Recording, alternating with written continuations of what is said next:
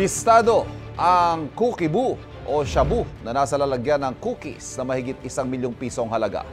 Magkapitbahay mula sa Pampanga mga naarestong suspect. Ang depensa nila sa unang balita ni James Agustin. Mula pa sa Pampanga ang dalawang naaresto ng mga operatiba ng Cubao Police Station sa ikinasa nilang drug bypass operation sa Barangay San Martin de Porres, Quezon City kahapon. Target na operasyon ng 24 anyos sa babae, habang kasabot umano niya ang 22 anyos sa lalaking kapitbahay. Nasabat sa kanila ang 200 gramo ng shabu na nagkakalaga ng mahigit 1.3 million pesos. Ang droga itinago sa lalagyan ng cookies.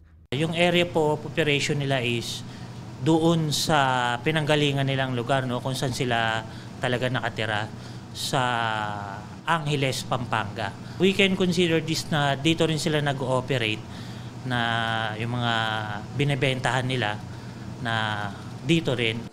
Itinuturing ng pulisya na high-value target ang mga suspect. Ayon sa babaeng suspect, ipinakisuyo lang daw sa kanya na i-deliver ang item kapalit ng 20,000 piso. Pinagutusan po ako na padala po tapos ipasa po. Alam mo droga yung laman? Opo. Bakit ako kayo napasok sa kanyang transaction? Dahil po gawa ng may malaking utang po na kailangan kong bayaran. Giit naman ng lalaking suspect, wala siyang kinalaman sa transaksyon. Sabi niya, samahan ko lang po daw siya kasi wala po daw siyang kasama. Alam mo droga yung dala niya? Hindi man po. Ba't ka sumama? Wala man po akong alam, sir, na ganyan yung ano niya. Maharap ang dalawa sa reklamong paglabag sa Comprehensive Dangerous Drugs Act.